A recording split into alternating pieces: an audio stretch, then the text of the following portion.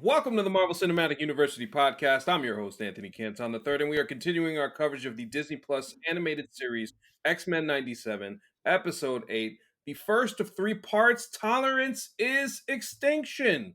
But this podcast is not extinct, and more importantly, our Patreon is not extinct. Patreon.com/MCUniversityPod. You can get our bonus content such as Mission Impossible Ghost Protocol, something that me and Jake just recorded the other day.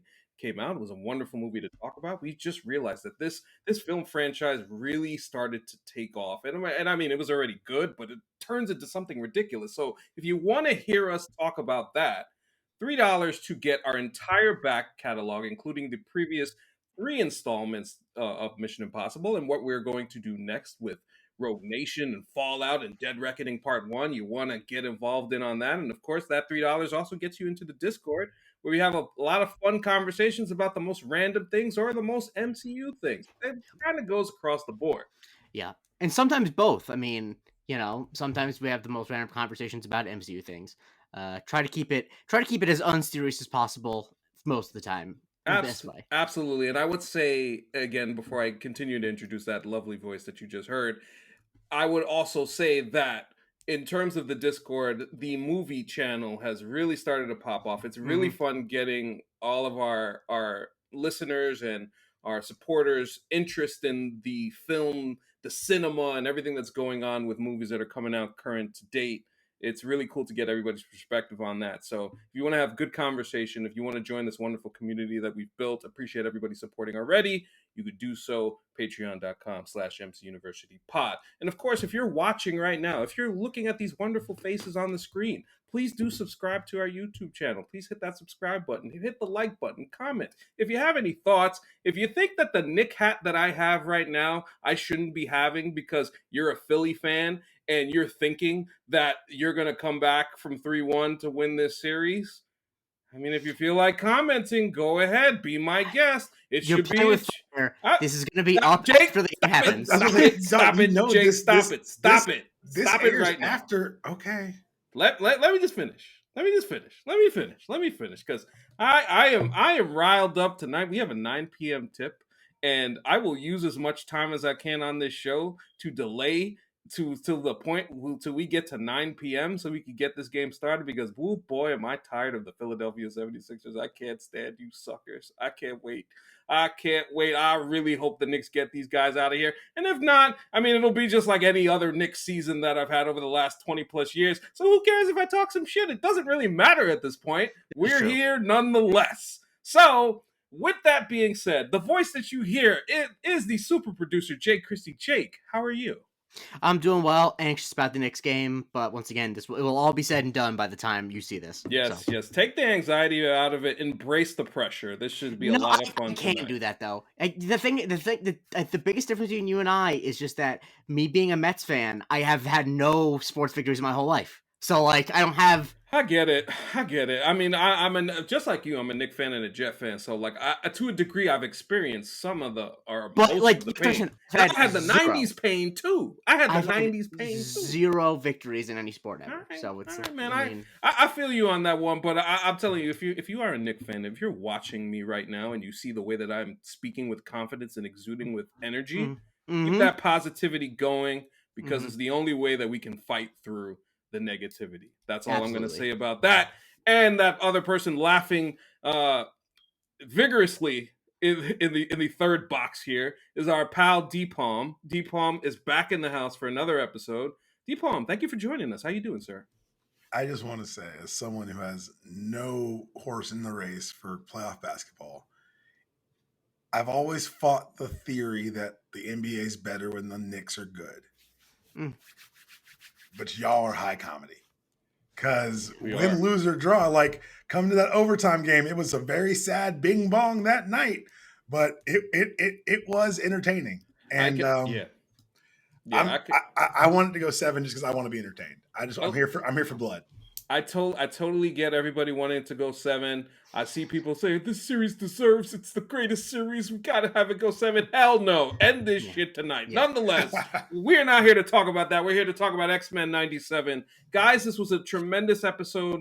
Really kicks off the way that this season is going to conclude.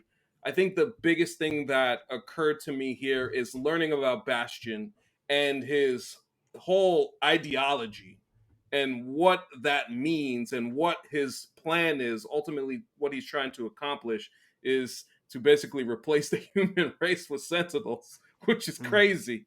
And what Bo DeMaio has kind of put together and some of the things that he's discussed while this episode aired and talked about the connections, the things that we saw. We got a Bastion's backstory, seeing his parents. If you were an original fan of the original animated series, season 4, One Man's Worth, where Wolverine, Bishop, Storm, they're back in time and they're trying to save Charles from getting killed. We see Bastion's parents. Bastion's parents are in that bar, and we see them here too. So I want to start with this dpalm. So from the perspective of seeing Bastion and everything that he talks about in this episode, we kind of get his ethos. We kind of get everything that he's kind of theorized about and why he feels like mutants need to be just workers in a field somewhere is basically the way that he classified it. I want to get your perspective on that because it really is so interesting and profound if you look at how everything has compared to what we are seeing currently out in the world. It is jarring to me that this show continues to portray those allegories so perfectly. So give me your thoughts on that. One of the appeals of X-Men is the timelessness of the storytelling. If you read God Loves, Man Kills today, you'll see resonations through history forward and backwards. And some would say that that's because of the territorial nature of man and our inability to grow as a society and the fear of the other. But others would say, like, it's just a tendency for us not to learn from our own past and own mistakes. But you can watch almost the modern co-opting of even progressive thought when Bastion looks Val Cooper in the eyes and said, "I was born this way."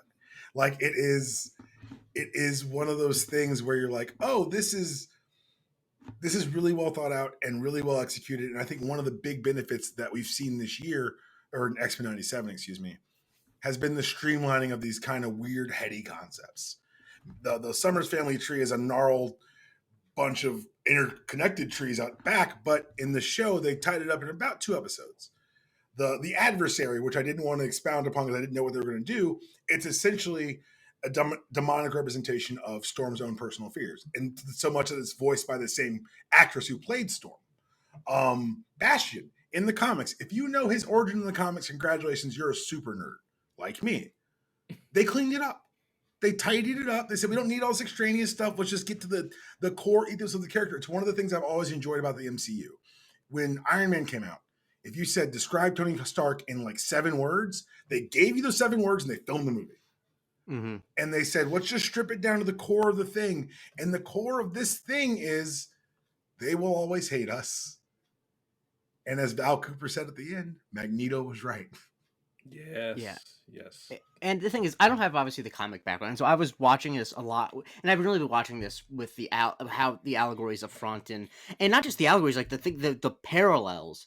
And AC knows this because I especially back in the day when I was using Reddit a lot more, I've really kind of fascinated with how bizarre like far right conspiracy theories are, and what he's basically what you realize when you like go into like the deep stuff, not like just like the general racism, but like people who like have the whole ideology is, oh, so much of why white nationalists hate people of color is jealousy.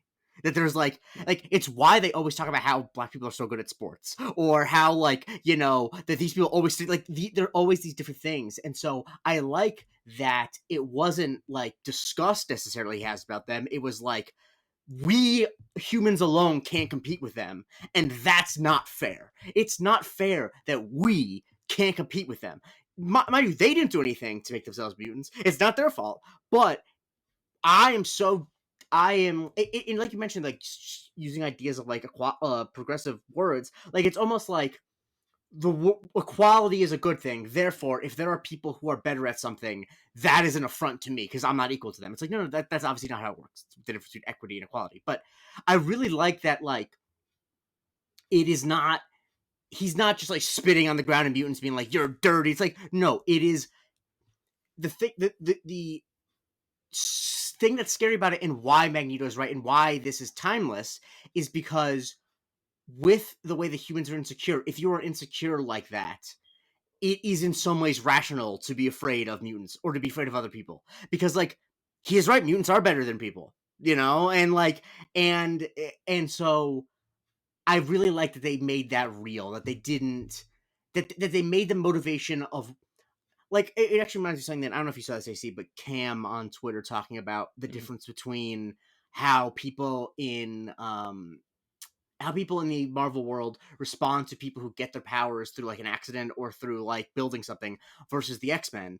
And so this person was saying on Twitter that, like, why do they treat them differently? It's like, because that's the way the real world works. Like, think about the ways that we treat people who are naturally good at stuff and people who are like quote unquote hard workers, And I think that that's kind of this whole thing, that the thing that's the real affront to Bastion, and I apologize, I'm rambling, but the thing that's the real affront to Bastion is that he feels like they didn't do anything to get it, Yes, yes, and that little touch when he mentions the idea of, wait a minute, these guys are getting jobs that normal human beings can't get because they can, they have the super strength or whatever type of ability that they have. Just something as small as that really kind of layers the foundation for what this whole ideal is built on. And I think the bigger thing about Bastion's point, and it gets into the whole Magneto was right thing, which we could dive into, is in this timeline where this all works out, this is Charles's tolerance. This is Charles's theory. Everything going all right. And yet still it's the perversion of the dream, because the dream is couched in a belief that there is no difference between humans and mutants. That's the real dream, is that one day they'd be seen as people. And I think that Bastion sees them as equal as well, but lesser. Like it's there to be broken, like you said, commodified for the propagation of humanity. And what he and by putting that wall up around what humanity is or can be or has been, that in and of itself is limiting the growth and evolution of the race. And so I think, like, Jake made an excellent point about how these ideologies are so like, well, this is how things are, so this is why it's bad. Like, no, you're missing all the points. Like, what are you doing here, sir? And it's really cool, I think, and powerful and effective for them to use, like you said, not a mustache twirling villain, but a semi-robotic, much cleaned up origin Bastion that says, "Oh no, wait, I'm like the ozone layer. No, you got to act now for later. Like, this is, I'm taking care of a bigger problem. You're welcome." I love how he says that mockingly when, like, that's actually like, I've read a lot of stuff pointing out that, like, one of the great failures of humanity is not talking about the fact that we fixed the ozone layer, because now everyone's like, oh, that wasn't that big of a deal. It's like, no, it was a big deal. We just fixed it. Like, that's the thing. But no, I also think it's notable that he specifically says in, what is it, like 100 years, like, mutants will replace us or whatever. And I think that, like, in the same parallel, whenever, people with tiki torches are saying that immigrants are going to replace us, me not being someone racist is like, well, who cares about what's happening 10 generations from now? And I think that Charles thinks that most people are like me, but the scary thing is when push comes to shove, a lot of people are really insecure about feeling like they're getting replaced, even if it is 10 generations down the line. Yes, and I think that leads to where this season is going to ultimately end up, with Charles returning at the end of the episode and Magneto obviously being freed by Cooper at the end and becoming a live EMP and disabling all of those Sentinels, which was an incredible scene, which we'll get into more of what we saw. I just feel bad for whatever these poor people. Damn well there's someone on like a ventilator in a hospital that just died. Jake, there were airplanes in the air. Yeah. Like, okay, let's talk some. You guys lead the way. I'll see any theories I have for the end. No, absolutely. I think and I kind of want to stay with the Charles Magneto of it all, because it really ends up it brings us back to the beginning of the season, and it brings us back to what Magneto was tasked to do by Charles, and everything that he's gone through up to this point has proven Charles's point horrifically wrong. And where do you stand? how do you stand if you're not only Magneto, but if you're the X-Men who have seen the genocide of Genosha, who have seen the leaders turn from we'll help you to, as Bastion notes, you flood enough empathy, then there's apathy. That's And it's that's school incredible stuff. shootings. That's school shootings. Yeah. That's mass shootings in this country. Like that, it was such a poignant point. That's like, there's a so as I mentioned before, the Genoshan genocide came from Grant Morrison's new X-Men run. They revisit it in Joss Whedon's astonishing X-Men run, and they bring back the Sentinel that killed all those people. The way they beat that Sentinel is Kitty hacks in and makes the Sentinel understand what it did, and it goes off to try to kill itself because, as Kitty says, a human brain can't comprehend 16 million deaths. A robot can comprehend everyone. And if you could really feel the impact of the people you're harming with these ideas, if you really couch the empathy in that, like it's debilitating. You couldn't do it. You have to kill part of yourself to do this horrific thing to someone else. And I think that was really, really well executed. And I continue to be blown away by this whole thing. And yes, it's very deep, it's very poignant, but holy shit, what a fun episode. It was really fun. It was really fun. You get the separation of the characters. You get the team up with the Summers family, going after Bastion's mom. Summers family road trip. And then you get the kind of body transformation horror of Bastion's mom transforming into one of those hybrid Sentinel things. That was pretty cool. And then beyond that, you have everybody's been begging for a Wolverine moment, a real Wolverine moment, besides him, yearning for folks. We got that here in this episode with him and Nightcrawler teaming up to go after these hybrid Sentinels, protecting Rogue and whatnot. And I thought that was cool too. I mean, we could get into the action of this as well. Jake, what did you think of the way that they did a great job separating the characters in this episode? Yeah. I mean, Jubilee and Sunspot you could talk about too, and everything that went on with them. That was interesting too. But if you could set the scene for us of what you thought of what the action looked like. So yeah, I thought the action was really great especially, I mean, obviously the Nightcrawler Wolverine scene I think was the high watermark of it. But I think that one thing it does do, which is really noticeable when, like, it's pretty crazy that this is like a PG TV show technically, and there's like people getting chopped up just because in animation you could do so much more, whereas like in live action, even if it's PG-13, you can't have people getting chopped up. So that was really nice. I felt like splitting off the Summers family I think was really smart because, then you want to see what's going to happen with Scott and Cable, like it's such an obvious thing of like what it, and I like that they don't there's no major big blow up moment immediately, you know what I mean? And in fact, they're not even clearly not done with it because Cable is not the type of guy that's gonna do that. He is not, obviously in somewhere he is holding some resentment because it wouldn't be an interesting show if he doesn't. Exactly. But he's someone who that type of thing's not on the top with him. He's not ready to tee off on him because he's got bigger fish to fry. He thinks he's over it, etc., etc. And so, like, you see the cracks, you see the ways that, Cable clearly is resentful, and you see the ways that Scott is kind of trying to navigate this. Like, what the hell do you do when your son you sent away is now, like, grizzled and older than you? He's staring down at you. Yeah. And so, it's, I think that's the biggest thing, like, that it really does not, it doesn't go to sentimentality, it plays it real. And I like the fact that Jean is in the middle of that, because, like, she is in the middle of it, but she's, like, not quite, like, she's an interesting spot because she is not Cable's mother, according to Cable, but she has the memories of him being inside of her and being born, and it's like, clearly she feels like she's his mother, and so what the hell does she do with that? And so just putting those characters that have these dynamics in proximity to each other, even if you're not having anything on the surface, our minds fill in the shit because we know what they're thinking. There's something to be said, before I let dpalm go, there's something to be said for also everything that we saw in the first couple of episodes of the season with Madeline and the nightmares that she had, especially like after the Guy Rick chat when she went into his head, and the way that it foreshadowed everything that was to come. And I think that just kind of seeing this play out now uh, gives that beginning more weight, which I think is really cool. If you just like evaluate the entire story, which really just it really blows my mind how good this is. And I can't say this enough.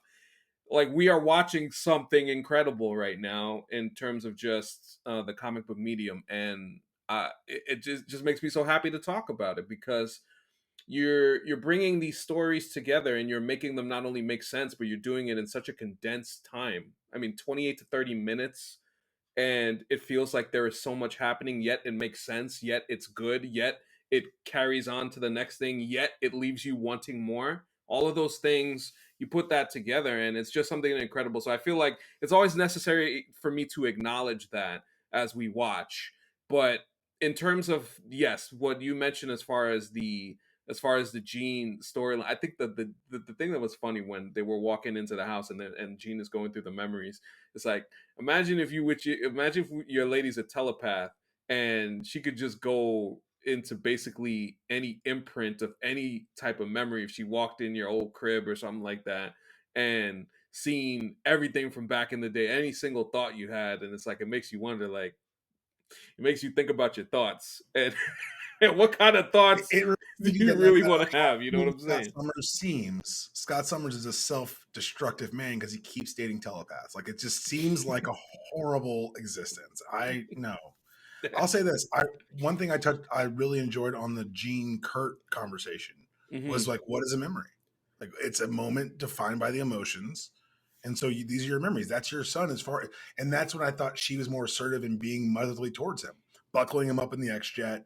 Like it was just, I don't know. I thought I quit bossing me around. Like it was very, I thought that was a turning point for her internally.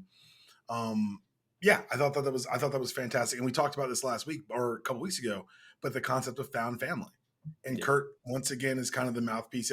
I love how they don't subtly do anything. They'll do it subtle at first and they're like, what if we hit you over the head with it, like the people who love you, you love them back, while Berto's mother has him arrested. And so it's like it's very much on the nose, on the point, like, hey, here's what we're trying to tell you, please Huh. understand this. Is it on the nose at all that this rich woman would rather have a fancy fundraiser than do anything directly about the issue? Hmm. Wow. Oh my god. That I felt so, and you kind of got a hint at it in the last episode with the conversation that they were having, where, well, we got to worry about shareholders, and I'm like, okay, all right, this seems like we kind of know what side you're on here, but then to see it kind of play out, I thought it was cool to see Sunspot's powers like in full form. He's still trying to figure out how to fly, and he's saving Jubilee. Jubilee trying to use her powers to jump off of buildings, just like very risky, young lady. What are you trying to do out here? But that was just another example of all the chaos going on with these hybrid sentinels. It felt like you were watching a zombie movie. It really was playing out like that on screen, and it was really cool to see. And yeah, the Wolverine Nightcrawler thing, I think we can talk about Nightcrawler's inclusion into this series now as really being such a positive, because it's not just everything that he says, it's kind of seeing the BAMF in full effect. And that quick scene where they're in the midst of fighting and Wolverine got his claws in one of the Sentinels, and then Nightcrawler teleports and you see Wolverine's perspective as the teleportation is happening. That blew my mind. I was like, yo, this is really cool. So dpalm, tell me about what you thought about this entire Wolverine Nightcrawler thing, because as Jake said, it was kind of the high watermark of everything we saw, and it was exciting to see Wolverine kick some ass. It was great. It's tough to do animation with Logan because the best there is of what you do, and what you do is basically raising young girls. Um, but you give him a bunch of human robots, like he can dice and slice, they can fix themselves. Fantastic. We can show this all day. And so I thought it was really cool to kind of let him. I hate that I backed myself into this, cut loose. That's my own fault. No, it's perfect. But also, like, you get to see the ferocity. You get to see the most important thing about Logan is he won't stop coming, and he gets carried off into the sky by Tilby, and he's just like, well, I got to get back somehow. So what if I kill my way back? What if I just kill everything in front of me on the way back? And then I know in the show they haven't worked together much, but in the comics, Kurt and Logan are best friends. And so watching them fight side by side, like back to back, no words, just seamlessly playing off each other, watching Kurt come down with the 3 swords and saying 9. And I'm like, well, that's also no in German, and that's beautiful. It's the little things like that that give you not just like, obviously the action is amazing. It's well choreographed. It's well illustrated. There's no point where you're like, what am I watching? There's no point where it's just like overload for the sake of overload. Everything's very clearly directed and intentional. And also informs the characters. When Scott and Cable are plowing their way through that, everything they're doing informs the characters. It's AC, I know you love wrestling. It is a wrestler fully embodying their character, where every mannerism feeds to that character. We watched the first 2 episodes, and my wife was like, I've never read X-Men in my life, and now I hate every movie they've ever made because they've never gotten it right. I'm like, thank you. You've hit my place. And it just took 2 episodes, but something you said about the conciseness and the ability to convey these things in 25 to 30 minutes on a weekly basis, it is truly a triumph, because I think we'll talk at the end what my theories are, because I've been told my theories can be spoilers, so we'll do that later. But I think we're headed to something very big and very wild, and a very pivotal point in X-Men history that I've never seen animated anywhere. And Bo DeMayo sent out a playlist of episodes you should watch before the part 3 finale. I watched them all because I'm a nerd and do my homework. And I follow orders apparently. But I'll say this. They have figured something out here. They've really got an idea of not just what they want to do, but why they want to do it. And I think at no point in any second of the recording, they lost the view of the why. One of the whys apparently is to get X-Men in better costumes. Jubilee got the upgrade. We've already seen Storm get her upgrade. We're going to see, if we come back in season 2 and everyone's in like vintage, like John Byrne costumes, I'm going to be so happy. Well, I think on top of that, like, I mean, I love the dig at the X-Men films with the yellow spandex line. That was just from the like, trailer, I mean, or the dark, that was really good. I like that too. Yeah, I think in just the kind of developing what this new kind of iteration of the team will look like at the end of the season is fascinating, and where it will stand, because I'm sure now with Xavier back, some of this will change, and I can't wait for that dynamic to play out, because when I was here a couple of weeks ago, we were discussing like what is going to happen when Xavier, this dude who, to be quite honest, is just the jerk of all jerks in his own type of way. He's coming back, and these folks who, have been looking to him for guidance and stuff like that. You have the way that his leadership with the Shi'ar was presented to the world, and that's going to be a problem that they're going to have to deal with immediately. And on a bigger level, I mean, Scott in this episode referred to him as like as a father, and I'm just like, dog, you don't know this guy as well as you think you do. So let's deal with 97, because in 97, that's been Scott's father.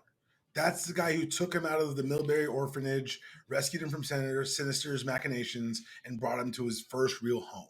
Mm-hmm. So as far as like you and I read comics, so we're both like, yes, Chuck's kind of a jerk. But in this iteration, Chuck was the dreamer. And when the dreamer leaves, the dream gets fragile. And now I love the fact that they've been very quick to pay off things. We saw the satellite get recovered by Sinister last episode. It wasn't like a looming overhead thing until the third part of the finale. It was like, oh yeah, we leaked that to the TV in the first act of this episode. What are you talking about, baby? We got stuff to do. We got places to go. And it's interesting that as soon as Logan says, I wish the professor were here, he crash lands. And I think that while, yes, Charles has problems, issues. That's very fair. He's got entire graphic novels, but I think that it is indicative of what leadership truly is, because he's never going to be the role model you've made in your head for any of the X-Men, particularly Scott. But when I see the Summers family fist bump at the end of that car ride, I'm like, he learned something from Charles. He's a good dad. We're good. That was a fist bump. That was adorable. Let's go. Yeah, I think you mentioned leadership, and that is a That is an interesting place to go with this because leadership is going to be tested in a big way over these final 2 episodes. Because, as we alluded to with Magneto, Magneto is the one who, as Logan said, started a war here. Mhm. Like, he really went to town. And I know you wanted to talk a little bit about that earlier. Now we're here. Let's talk about the scene because Cooper gives this wonderful soliloquy about talking about Genosha to Bastion and everything that happened there, and how you one would think that you could move on from these things and just keep going, but then you realize that, wait a minute, we keep trying this way and it just doesn't work because these people are still, regardless, it does not matter what we try, it does not matter what type of tolerance or a level of kindness that we try to show. I think of Magneto not killing those folks in episode 2 after Mhm. what happened to Storm, all of that stuff. Don't make me let you down. Like that, like all of that comes back now as he decides to go off, and for the right reasons. Where does this go fascinates me. But before we get there, the scene itself is so cool because I just love, and this is another example of animation being allowing things to happen. We get a sprawling character look from plenty of Marvel folks. We Mhm. see Spider-Man, who is confirmed to be the Spider-Man from the Spider-Man animated series, which that was a nice little nugget that we got there. He's still searching for Mary Jane. It was the weirdest thing. That goddamn Hydro man. Shame on him. So we got that. We got to look at Silver Samurai. We got to look at Omega Red.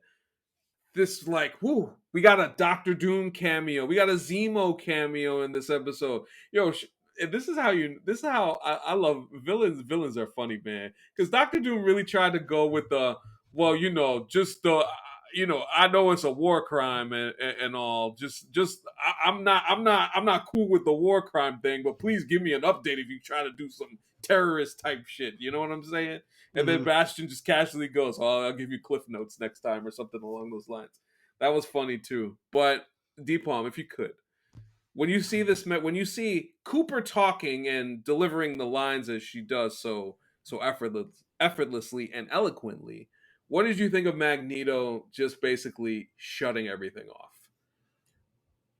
First, the speech. Yes. The speech, cut it out, write it out, and hand it to people, and just see how they react, because it applies to everything. When we don't have skin in the game, our reaction is apathy. Oh, that's sad. Gotta go. Mm-hmm. And what she said about Genosha, said everyone was scared and people were fighting against unsurmountable odds, but no one was surprised. They will always hate us. Jake spoke about some of the underpinnings of racism. We are 12% of the population as a black people. 12. Mm-hmm. My mother grew up in Natchez, Mississippi. They wouldn't serve black people in majority black states. They turned down money to espouse hate. And approaching that kind of vitriol and that kind of hate with logic will always leave you empty, because you're fighting a fight you don't even know is happening. You're like, I've got logic and points. Like, we don't like your logic or point. Those don't fly here, sir. That money don't spend. And so Val got, and we'll have a long conversation if that's Val or Raven or whatever. Mm-hmm. Whoever is pretending to be Val or Valerie Cooper, whoever it might be, is speaking directly to that. That even in their darkest, most despondent hour, the mutants were afraid, they were terrified, but they were never surprised. It always felt like the other foot. And Magneto's the reminder that there's a third foot. And I'm going to do this in my underwear, dog. Like, I don't even need to get dressed yet. I don't need to. And I love the fact that he did not speak until never again, or enough, or whatever the line was. And then he blacks out the earth. And Morph's like, oh, he saved us. No, that was a war. That he just declared war because he just killed a lot of people. And his reply would be, they tried to kill me first. Mm-hmm. And it's one of those things where Magneto is right, it's an oversimplification. Charles's dream is correct, it's an oversimplification. And I think that's where X-Men really thrives, is that mining of the space between the two. Mm-hmm. And Yes. part of you says, like, I like that they focused on Magneto and the larger scale repercussions, because they could have cut to airplanes flying out of the sky. They could have cut to people dying in respirators, but they cut to the X-Men being saved. Mm-hmm. And so also when you look at the insidiousness of the infection, when Beast pulled it up on that modified Cerebro, like there was no easy way to stop this. Mm-hmm. Right. You made the man pull an emergency brake. And we've heard the word Omega level threat twice in this series. Mm-hmm. Once in episode 5, once in episode 1, and once about a character we have not seen with the team since episode 2. So I think the return of Aurora Monroe is going to matter in this narrative as we barrel towards the end here. And I think that it's not going to be as simple as it is. It's going, I hate this. It's going to be as simple as it's going to boil down to X-Men versus Magneto, but it's not going to be simple. It's going to boil down to that again. Go ahead. Sorry. No, I was cutting you off. But I think the thing that I really like you mentioned that they cut to the X-Men and it feels like they got saved because they did. Because I think that what I think it's trying to demonstrate is that on some level, like that the ultimate reason why Magneto is bad, quote unquote, is because, and I one thing that does kind of frustrate me about people on the internet is that they like to ignore this when they talk about villains being right. That like collective punishment is awful, and I think is almost all of the worst human abuses in human history have been people who thought they were justified collectively punishing people. And so I think that that's kind of thing. It's like Magneto did save their lives. They probably would have died if he didn't do that. But also, like, is it up to Magneto to, in the same way that if Magneto, who's killed a lot of human beings, got his, if they blew up Genosha just to kill Magneto, that might stop Magneto from killing more humans, but does that make all the mutants worth it dying? I think that that's kind of the whole thing, and that's why you're right when you say it's somewhere in the middle, where it's like, yeah, I think Charles is delusional for thinking that, humans and mutants are just going to live side by side if they're nice enough to them. But also, I don't love when people are like, Magneto is arms and right. It's like, okay, so I guess, but if in order for Magneto's vision to come to effect, he's going to have to kill most humans? Yeah. But was his action collective punishment or collective self-defense? Because for this specific example of what Magneto did. Yeah, I mean, that's the question. I would say that if people are dying from planes falling out of the sky, then like, that's hard to say that that's self-defense, but I think that that's the whole thing, is like that if the question ultimately becomes, and this is why morality and ethics are hard, is like, if humans generally distrust mutants and humans generally are likely to turn on mutants, at what point in the process of turning against mutants is it okay to defend yourself against them? You know what I mean? Like, if they just generally don't like mutants, is it okay to kill them because one day they might wake up and kill mutants? And like, I would say no, because I tend to be a bleeding heart about these things, and very much like killing people is bad almost always. But I think it's like Magneto can be like, well, I'm playing the odds, and the odds are I'm saving more mutant lives and the amount of civilians I kill is negligible. And this is why it's hard, because I understand why Charles is the way he is, because you don't want to. You never want to say like it's worth it to kill innocent people just to kill a couple bad people, but that's what Magneto just did. I mean, yeah, I think so. Remember now, Xavier was the one who put Magneto in charge. Yeah. So this now is kind of on Charles too. So there has to be a level of accountability. We say it's on Charles, but Bastion was literally weaponizing human beings to kill an entire race. Well, so I like, think this is the. I feel very, very weird about blaming I'm glad, because it's either been on, victim.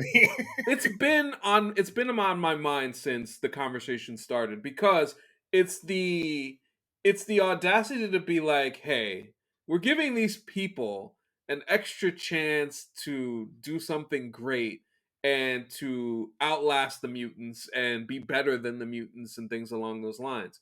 But yet, it's not of free will.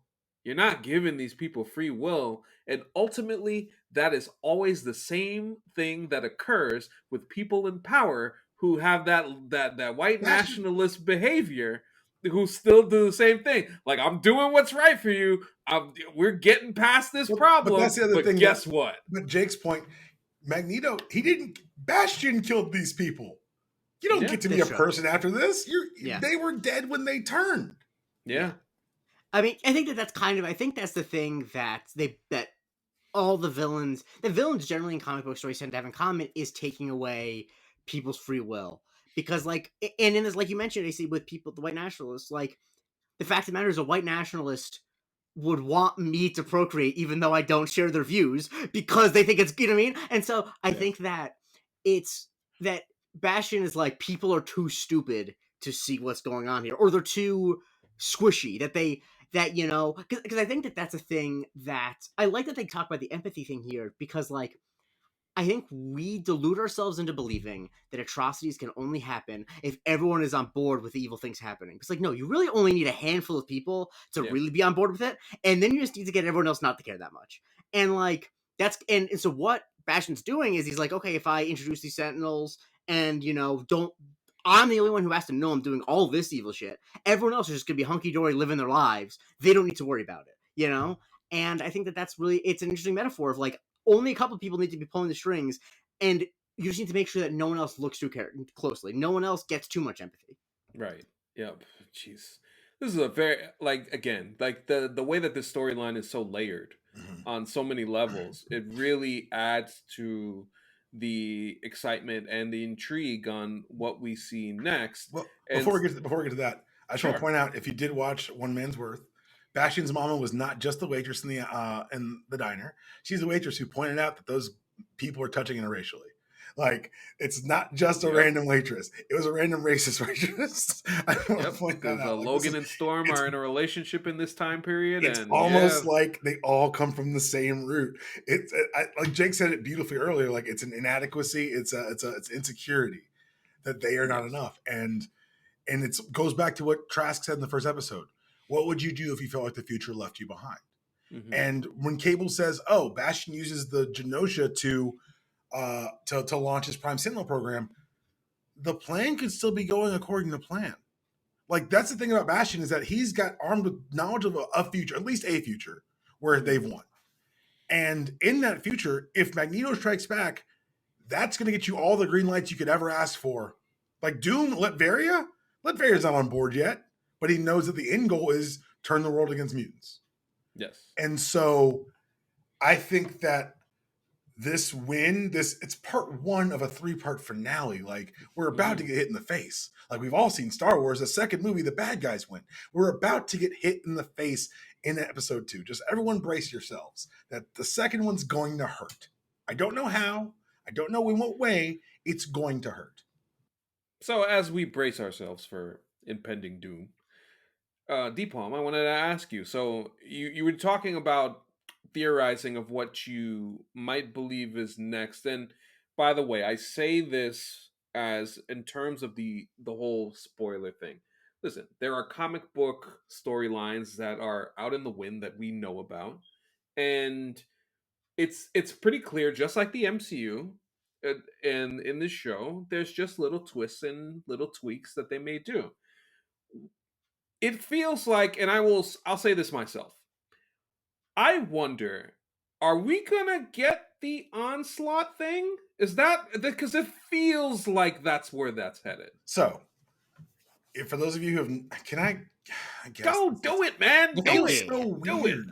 Do it. No, we're not worried about that. Fatal Attractions was a storyline that had Magneto. It's one of the episodes that Bo DeMeo recommended was Sanctuary, which is essentially the first half of the Fatal Attraction storyline. The end is Magneto tries to destroy the Earth using Asteroid M, and the X-Men go to stop him. Professor X is in that weird exosuit that Jim Lee drew. It looked awesome, but no one knew quite what it was about. And during that fight, he does something to Logan that I've never seen animated or taken outside the medium.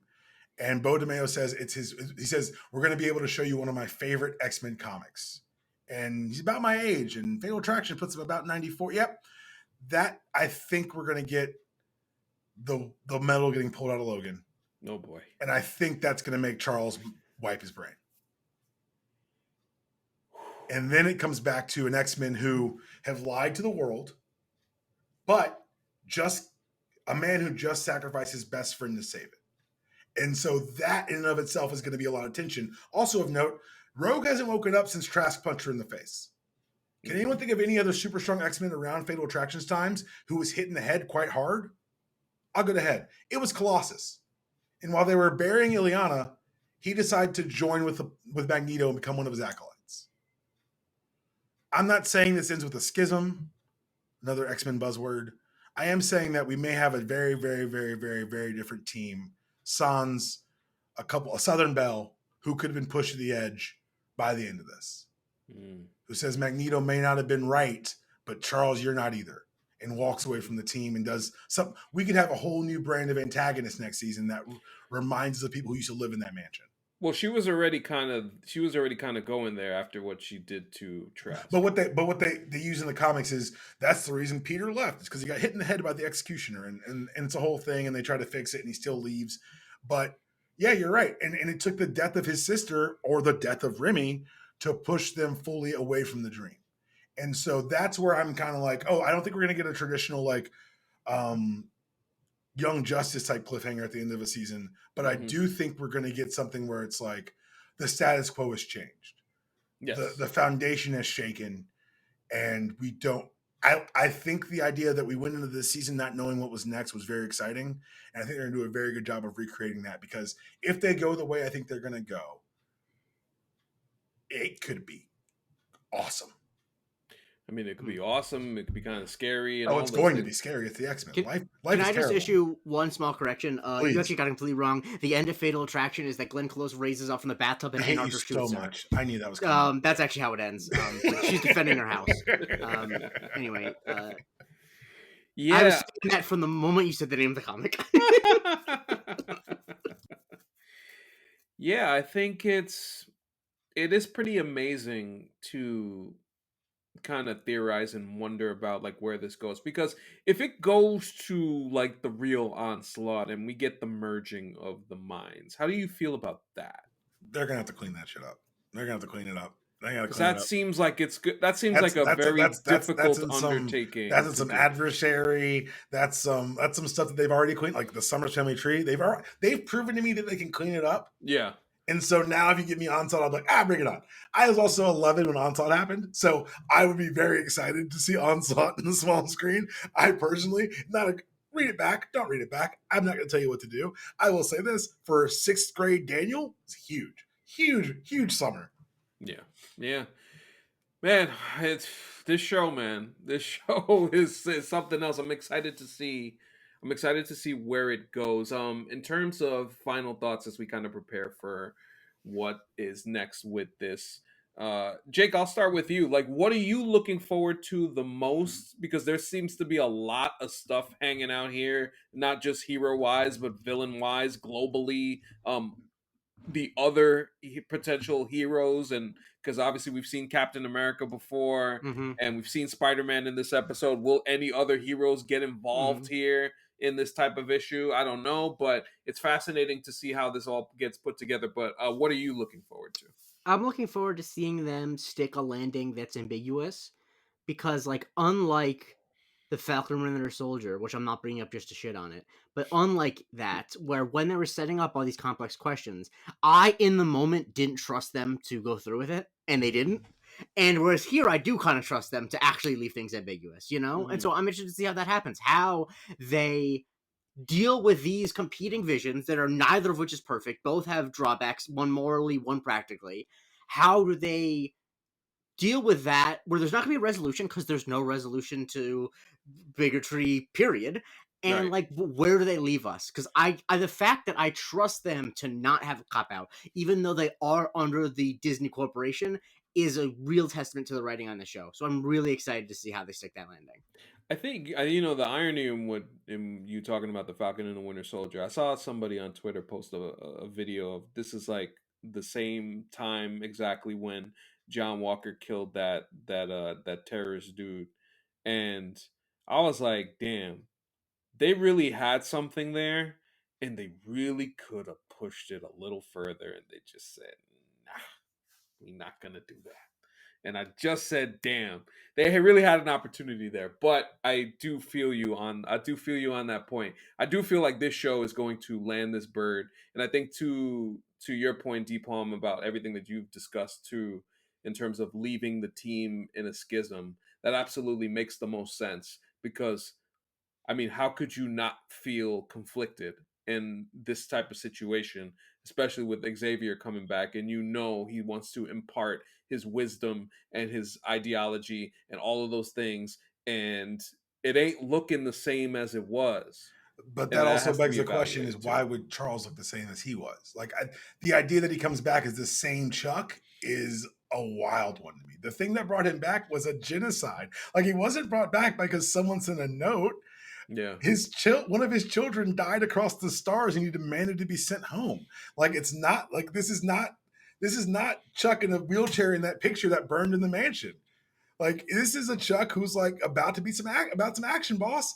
And the first step's going to be ensuring that we all have a place to live. And that's why I think it's going to come down to, as much as we've been like, oh look, they've done not X-Men versus Magneto. This is the lesson that the X-Men movies weren't bad because they did Charles versus Magneto. They were bad because they didn't make it count. Yep. They were bad because they didn't give it the weight it deserved. And from the second episode when he says, I wore this helmet to keep Charles out of my head because I don't know if I could do what I needed to do if he was there, if I felt his love. Is there a better literary tradition than love turned to hate? Mm. Is there a better literary tradition than brother against brother? Mm. And so as we look at this kind of bookending and with Eric having grown inside the mansion and Charles having seen the expediency or prescience or necessity of what Eric was saying. Hell, this could end with them shaking hands and starting Krakoa. Like, I could be super wrong, but like, for me, it's both of them seeing the other man, standing in the other man's shoes, and then making a choice. There's a great X-Men comic. It's one of the X-Men Immortal issues. It says, I'm so glad Eric was never given my powers. Because on his worst days, there'd be no more humans. Yeah. And Charles Xavier, for all the things we know about him in 4-color and on the small screen and the big screen, I haven't read the Species X-Men. He keeps not pulling that trigger. And we're going to see how far he can be pushed because they just burned down his house. They killed one of his kids. They brought him back from space oasis. Fuck that. He was an emperor. Dog, he gave up a space empire to come back here to fight for his kids. He didn't come back here to say kumbaya. He didn't crash land into the ashes of his mansion to be like, can't we all get along? Like we're past the idea part of the test. We're in the practical application. Yes. There's a quote from Doctor Who I really love, which is really it's a cheesy quote because it's like a big deal when it happens, but it's a thing that when they're talking about the Doctor, they say that demons run when a good man goes to war, basically meaning that when someone who is pure of heart is when they're put in a position where they have to be militant, that is scarier than someone who is purely motivated by hate all the time, because someone who's purely motivated by hate, they might make mistakes, they might overlook things. Someone, and so that's why, like, Charles could, Magneto's super powerful. Charles can fucking read people's minds from across the globe. And, like, if he's about it right now, then that's a problem. It's a great line. Magneto, spoilers, he dies at one point in the new X-Men books. And he's talking to Storm, who's become one of his confidants, and says, I need you to keep an eye on Charles. He says, what do you think, he's evil? He says, no, he's so good. But what won't a good man do to prove to the world that he's good? Like, what won't he do?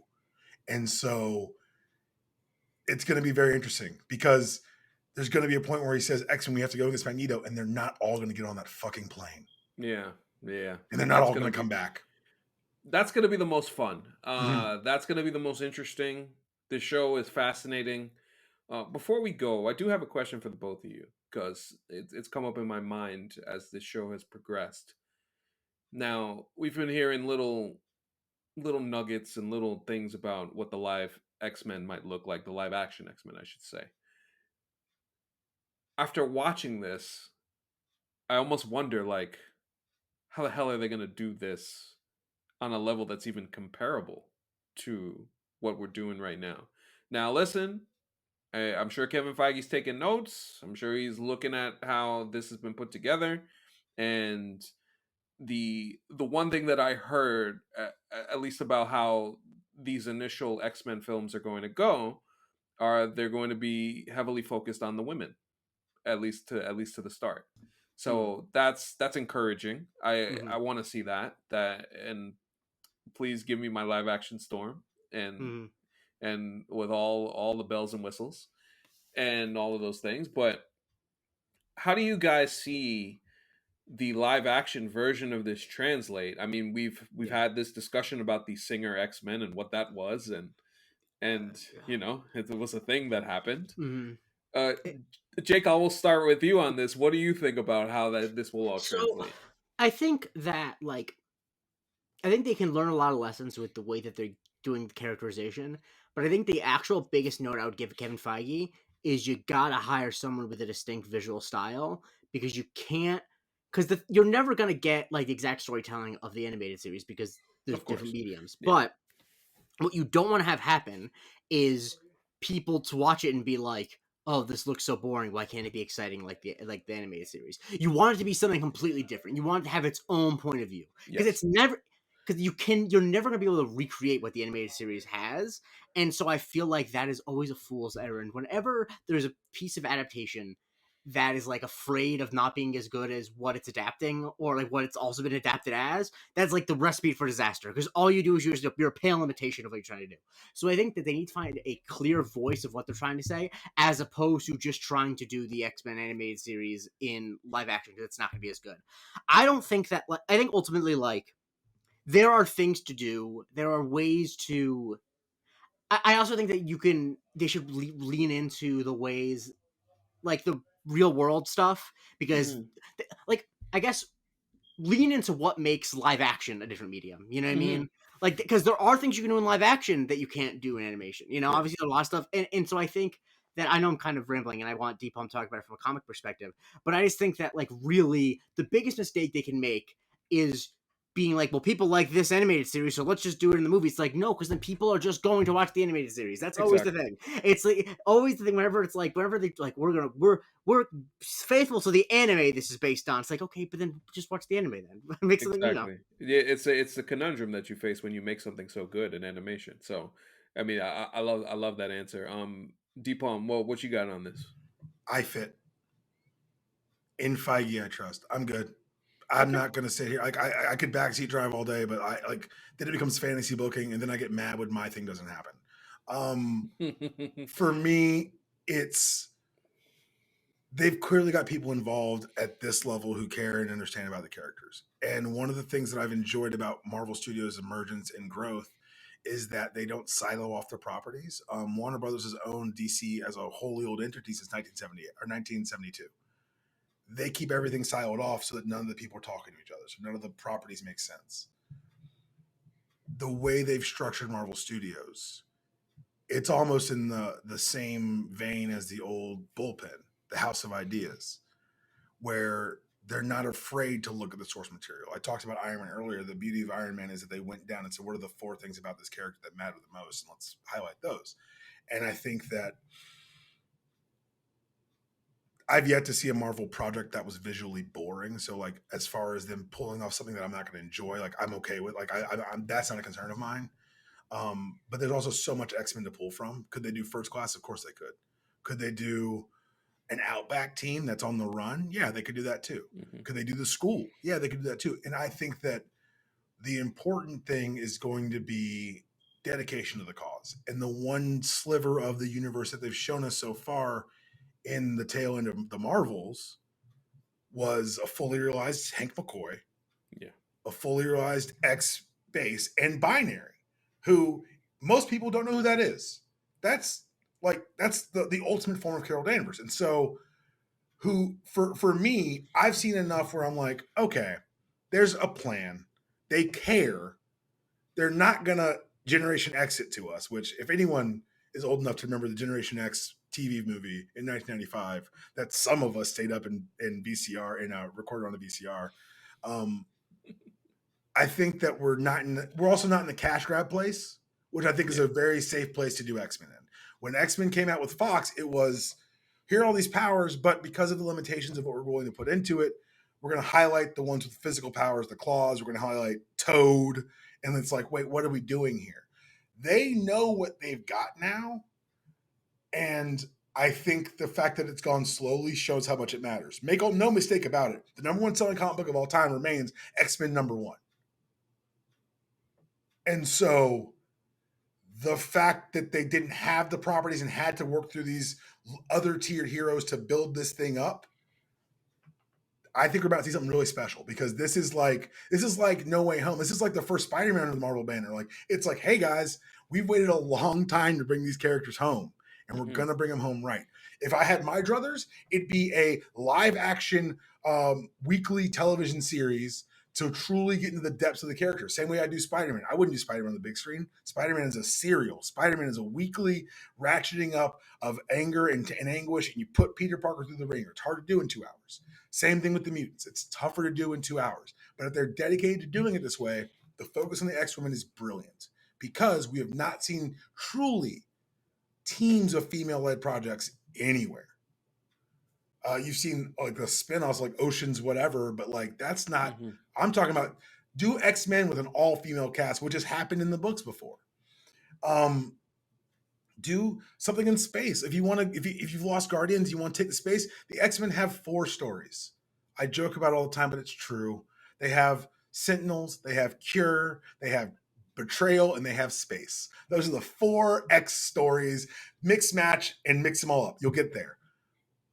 But for me, because X-Men is so pivotal, and because what Jake said and how much it was able to tie to the current zeitgeist, I would like to see a small like a band of the mutants on the run.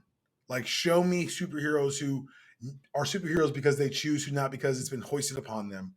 Show me heroes who are not standing up for themselves, but standing up for people who cannot stand up for themselves or too afraid to, who, like Roberto da Costa, didn't want to use their powers for fear of being ostracized or beaten for them. We're here to help you. I want them to be literally standing up for the underdog. And as much as Bastion said it in this episode, you beat the underdog long enough, they're going to start feeling bad for him. So you got to remind them why the underdog is still a dog. And that's when he releases the footage on Xavier. It's like, oh, you may feel bad about the genocide, but they've been lying to you. So, And so I think that while this is a Disney product, yes, it's also a Disney that let them say that God shouldn't be worshipped in Love and Thunder, and lots of other like things that they've said that are like, I'm like, wait a second, did anyone proofing these? Because they shouldn't have.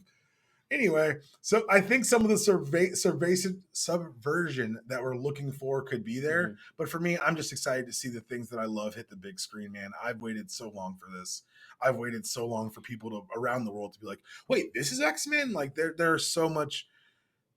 They could do a cable movie. I'm cool. Show me Scotty's son growing up in the future, hiding from Apocalypse, raised by his parents in alternate bodies. Let's go. Avengers of Cyclops and Phoenix. I'm an X-Men dyed in the wool. Like, give it to me. I'm probably going to watch it. So I'm the wrong person to ask how I would do it, because how I would do it is, it seems very expansive. It's on this hard drive, and it's a 28 chapter fan fiction that no one's ever going to read but me.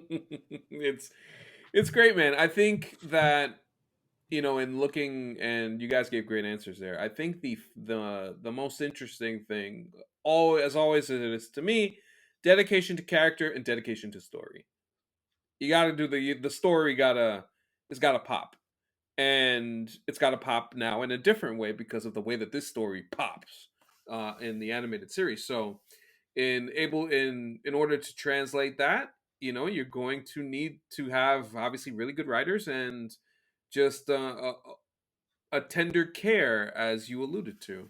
And I do think that if the focus is going to at least be on the outset at the women characters, I think there is a huge opportunity there to create like long lasting, not only storytelling, but also, cultivating new fans. And I think that's the one thing that you always got to look out for is for the young people who are watching these things and the type of stories that you tell, and to be able to continue to tell them. So that's kind of what I'm looking for. I'm super excited for the think pieces about X-Men starring all women. I'm really excited for people to get mad about that. Like, man, I one, can't I'm wait, like, man. ooh, do it, get mad. Cause listen, man, I tell you what, I need Kitty Pryde in my life. I need her back on the screen. I need her doing something worthwhile. That should be a lot of fun too. Jubilee in live action, like let's get these women popping in X-Men. Like I mentioned, Storm, Rogue. Shout out to Kiki Palmer if they ever decide. It's the one fan casting that I'll ever say on this show. Seconded. Is like, so I'll be like, yo, let's put my girl in there. That'd be great. But yeah, I'm looking forward to seeing what they got cooking there. But in the meantime, we got this wonderful show, X-Men 97. We'll be back next week talking about what's happening in this 3-part finale for the second part. It should be a lot of fun. dpalm, I appreciate you. We appreciate you for joining us again, once again. Where can we follow you? Where can we find what you do, my brother? Right on. So across all your socials, I'll be found at dpalm66. That's dpalm and my old football number. You can find me on Twitter. You can find me on Instagram. You can follow my podcast on Spotify and everywhere podcasts are given away for absolutely free 99. The UD Pod, Unanimous Decision Podcast. As you're listening to this, the Friday Felder episode is out. We talk about a lot of things, including the NFL draft and fatherhood. So very excited to be back in front of the mic for those. I'm going to have these two gentlemen on in the fall talking some sports because I found out Jake is a Gators fan, and there's nothing I like more in the world than picking on a Gators fan. Yeah, I've been picked on for sports my whole life, so it's nothing new. Appreciate you, dpalm. Jay Christie, where can we follow you, sir? You can follow me on Twitter at the Jake Christie. I'm just shout out if you follow me on Letterboxd at Jake Christie. Been using that regularly. I love that site for movie fans. If you want to know the depths of my degeneracy and you can see how many movies I log, I told AC a couple weeks ago how many movies I'd watched this year already, and he guessed. He was off by like 70. So yeah, I was flummoxed. Yeah, I've watched like 2 movies a day. On weekends, I watch 2 movies every day, basically. Anyway, yeah, follow me there and listen to my podcast. Love at First Sight. We're finally back. To be young and single. Yeah, it's mostly the single thing because it's just that I just am like I'm also someone who like I'm pretty good at just like being like what I'm gonna do today is I'm gonna sit in front of my TV for 4 hours and watch 2 movies. I've always been good at stuff like that. That's the dream, man. Oh, I miss those days. I understand that, but you have to understand my life has very little meaning, so it's a trade-off. I'd rather watch movies personally. I like meaning's nice in the abstract, but man, movies are dope. Yeah. Anyway, at Love at First Sight pod with Andre about psych. Wonderful stuff, man. And of course, you can follow me on Twitter at AnthonyCanton_3. Follow the show at MC University Pod. Keep following the show. Keep subscribing. As I mentioned, the YouTube channel. If you're watching, like, comment, all those things. Let us know if you want to see anything else from us different. And of course, as I mentioned, the Patreon, patreon.com/MC University Pod. So continue to support it. Shout out to the listeners who are a part of the Patreon and make it so wonderful as it is. So it was discussed the other day in the Discord, just generally what a wonderful community that we do have, and we really do have one. And I just wanted to remind the folks how much I and we appreciate all of you, because you make it's fun to talk about extra things. Truly, I don't know about you, AC. Yeah. Back in the day, I used to sometimes be like, I'm not really looking forward to doing this. I think, especially since you're doing the Patreon, I don't think there's been a single pod that I've not been excited to do because of the people listening to it. I really don't think so. Yeah, I think, and more so than anything else, like just for an example, if you're a new listener and you're wondering if you want to get involved, like the subscriber mailbag, I think is one of the most fun things that we do, because our listeners ask some of the weirdest questions, and we don't mind. No, we don't mind going through them. So I think that is just an example of just a wonderful group that we have already. So if you feel inclined to support the show even more, do so. And we appreciate you for listening regardless, whether it's Apple, Spotify, YouTube. Like, subscribe, comment, follow, all of those things. And we appreciate you. So for dpalm and Jake, I am Anthony Canton III. This has been Marvel Cinematic University, and we'll talk to you next time. Go Knicks regardless, win or loss, whether it's a Game 7 or not. I don't care. We get in this. You know how the story ends, though. Like that's a bad thing to say. I'm not worried about that.